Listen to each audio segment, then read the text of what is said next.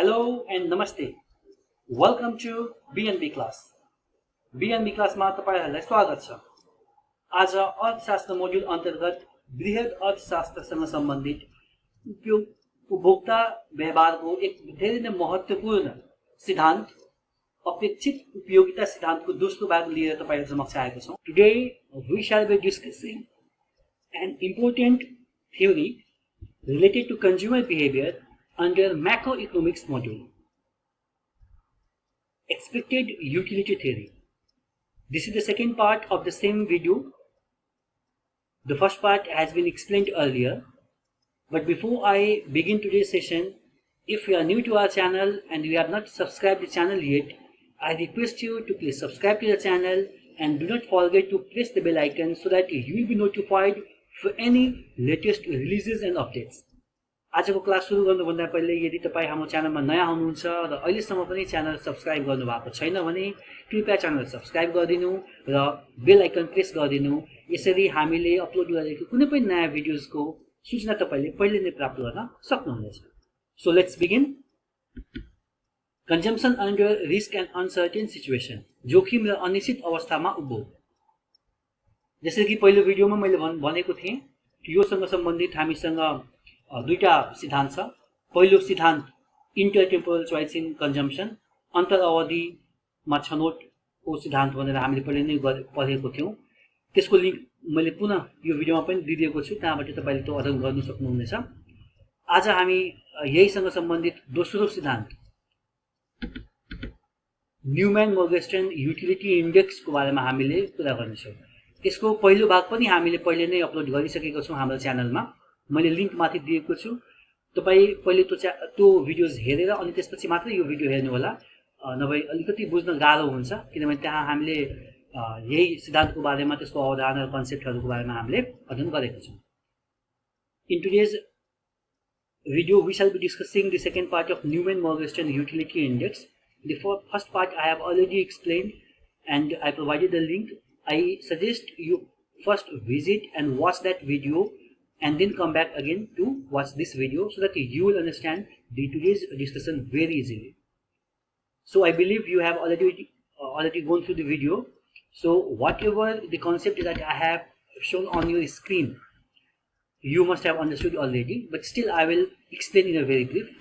यो मैले स्क्रिनमा दिएको कुराहरु तपाईले बुझिसक्नु भएको होला यदि तपाईले त्यो भिडियो हेरिसक्नु भएको छ भने। त्यही पनि म संक्षिप्तमा यहाँ अलिकति म के कुरा के राख्दिउ भने, जन von न्युम्यान र अस्कर मर्गेनस्टर्नले अपेक्षित उपयोगिता सिद्धान्तको प्रतिपादन गरेका थिए, जसमा उहाँले के भने कि यदि कुनै पनि उपभोक्तासँग विभिन्न अवसरहरू या आउटकमहरू भएको, अलग-अलग सम्भावना भएको आउटकमहरू उपलब्ध छन् भने उले अपेक्षित मूल्य अधिकतम हुने या अपेक्षित उपयोगिता अधिकतम हुने अवसरले मात्र छनौट गर्छ।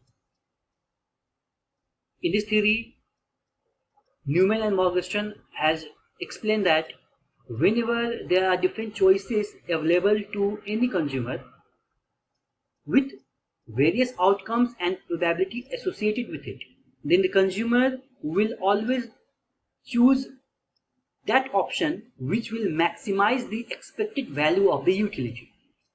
And this was what we have explained in the earlier video. Now, as you remember in the video, this was the last presentation that was shown, that how we reached at this table and how we can build a complete utility index. यो भन्दा पहिलेको भिडियोमा तपाईले हेरिसक्नु भएको होला कि हामीले कसरी यो टेबलसम्म तालिकासम्म हामी पुगेको थियौं, त्यसको लागि के एक्सपेरिमेन्ट गरेको थियौं, के स्टेप्स हामी गरेको थियौं र यही एक्सपेरिमेन्टलाई यदि हामीले कन्टिन्यू गर्दै जाने हो भने एक सम्पूर्ण उपयोगिता सूचांक हामीले तयार पार्न सक्छौं, जसलाई कि हामीले एनएम युटिलिटी इन्डेक्स या एनएम उपयोगिता सूचांक भन्ने गर्छौं भनेर हामीले कुरा गरिसकेका छौं। आज हामी अलिकति कुरा गरौं कि त्यो सूचांकको आधारमा कुनै पनि अब उपभोक्ताको व्यवहार हामीले कसरी अध्ययन गर्नु। Today we will be looking at how the consumer behavior can be studied with the help of this NM utility index. The entire discussion is related with consumer behavior. The outcome of all the theories should be such that we can understand and we can study the behavior of the consumer. Newman and Morgenstern has explained those scenarios in which there are various outcomes and there are some risk or possibilities associated. It means that the outcomes will have certain risk associated with it, and that is what we are going to discuss under this NM Utility Index. On the basis of this Newman Utility Index, the consumer has been categorized into 3 different categories, which we shall be discussing in a very detail in this video. कोही पनि उपभोक्ताले जोखिम र अनिश्चित अवस्थामा आफ्नो व्यवहार कसरी देखाउँछ त त्यसकै बारेमा चाहिँ न्युमेन र मोर्गेस्टनले अध्ययन गरेर यो आफ्नो उपयोगिता सूचाङ्क तयार पारेको छ र यस उपयोगिता सूचाङ्कका आधारमा उपभोक्तालाई हामीले 3 वर्गमा वर्गीकरण गर्न सक्छौं। हामी एक पछि अर्को हामी यहाँ हेर्दै जाउँ। Category 1 risk taker consumer. पहिलो क्याटेगोरीमा चाहिँ जोखिम लिने उपभोक्ताको बारेमा उहाँले बताएका छन्। त्यसको लागि उहाँले के भनेका छन्, यदि मुद्राको सीमान्त उपयोगिता बढ्दो क्रममा छ या बढ्दो दरमा छ भने त्यो उपभोक्ताले प्राप्त गर्ने कुल उपयोगिता बढ्दो दरमा बढ्दै जान्छ। अर्थात् दिइएको मुद्राबाट अपेक्षित नाफा त्यही मुद्राबाट हुन सक्ने अपेक्षित घाटा भन्दा बढी हुन्छ। This is the category of consumer where the consumer will take risk. Now, why the consumer will take risk is the marginal utility of the money will be increasing. That will lead to increase the total utility at increasing rate. And in such scenario, the expected gain will be more than the expected loss for the given same rupee. And in this case, the consumer will take risk, and so we term the consumer as a risk taker consumer. Let us look at a figure to understand the same concept. We have represented x-axis with money income and y-axis with total utility on the left panel and marginal utility money on the right panel. हामीले x अक्षमा चाहिँ मौद्रिक आय र y अक्षको देब्रेतिर चाहिँ कुल उपयोगिता र दाहिनेतिर चाहिँ मुद्राको सीमान्त उपयोगितालाई हामीले देखाएको छौं। यो पहिलो केस अनुसार एनएम कर्व यानी कि नर्मल न्युम्यान मोर्गेसन कर्व यहाँ बढ्दो दरमा बढिरहेको छ हैन। यस्तो बेलामा के हुन्छ त मुद्राको सीमान्त उपयोगिता बढ्दो क्रममा हुन्छ। यसरी यहाँ चाहिँ रातोले देखाएको चाहिँ एक्सपेक्टेड लस हो यानी कि अपेक्षित घाटा हो र हरियोले देखाएको चाहिँ एक्सपेक्टेड गेन हो अर्थात् अपेक्षित नाफा हो। यहाँ अपेक्षित नाफा धेरै छ र अपेक्षित घाटा चाहिँ कम छ। यस्तो किसिमको कन्डिसनमा सिचुएसनमा यदि कोही उपभोक्ताले त्यो उपभोग गर्छ भने त्यसलाई हामीले रिस्क टेकर कन्ज्युमर भन्छौँ। Here the NM curve shows increasing in the increasing rate, that is total utility curve, and the marginal utility money is also increasing. The red color shadow shows the expected loss and green color shows the expected gain. As you can see, the expected gain is more than expected loss, and if the consumer will consume, this consumer will be termed as a risk taking consumer. Category 2 मा छ हामीसँग risk avoided consumer यानी कि जो risk लिन चाहदैन। यस्तो बेलामा के हुन्छ त सीमान्त उपयोगिता पैसाको घट्दै क्रममा हुन्छ जसले गर्दा कि अपेक्षित नाफा अपेक्षित घाटा भन्दा कम हुन्छ। The second category is risk avoided consumer, where the consumer will not try to take the risk, where and this scenario occurs when the marginal utility of money is decreasing so that the expected gain will be less than the expected loss. If we see in the same figure here, the marginal utility of money is decreasing.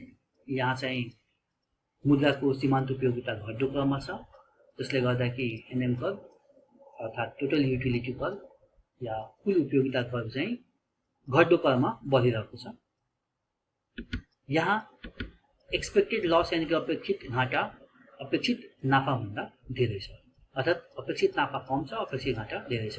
त्यो यसलाई चाहिँ हामीले यस्तो किसिमलाई हामीले के भन्छौँ कि यस्तो बेलामा चाहिँ कन्ज्युमरले रिस्क लिन चाहदैन। Third category is risk neutral consumer, जहाँ कि उपभोक्ताले चाहिँ जोखिमसँग सम्बन्धित कुनै किसिमको पनि व्यवहार देखाउन चाहँदैन। यो कतिखेर हुन्छ त? जब सीमान्त उपयोगिता मुद्राको स्थिर रहन्छ, त्यो बेला चाहिँ अपेक्षित घाटा र अपेक्षित नाफा पनि बराबर हुन जान्छ। This is the third one where the consumer is a risk neutral and this happens when the marginal utility of money is constant, which lead to expected loss equal to expected gain for the same rupee provided to the consumer. If you see in the figure here, the total utility will be a straight curve and marginal utility of money will be parallel to x-axis, that is constant. The expected loss and expected gain for the given money will also be remain the same. So this time the consumer will be risk neutral. They will not take any risk. That will be they will continue their consumption in the same pattern. So आजलाई यति नै। आजको भिडियोमा हामीले बुझ्यौं कि न्युम्यान मर्गेस्टन utility index उपयोगिता सूचाङ्कको मद्दतले हामीले कसरी जोखिम लिने या जोखिमलाई नलिने या जोखिमको बारेमा कुनै किसिमको पनि व्यवहार नदेखाउने खालको कन्ज्युमर हामीले उपभोक्तालाई कसरी हामीले अध्ययन गर्न सक्छौँ भन्ने कुरा हामीले बुझ्यौँ। This was for today's video where we discussed how the consumer is categorized after preparing the NI utility index and how their behavior is observed on 3 different categories by the consumer. If you like the video, please press the like button, share with your friends and family, and do not forget to provide us any suggestions, complaints, requests in our comment box. Please subscribe to our channel and keep learning with BN. Thank you so much.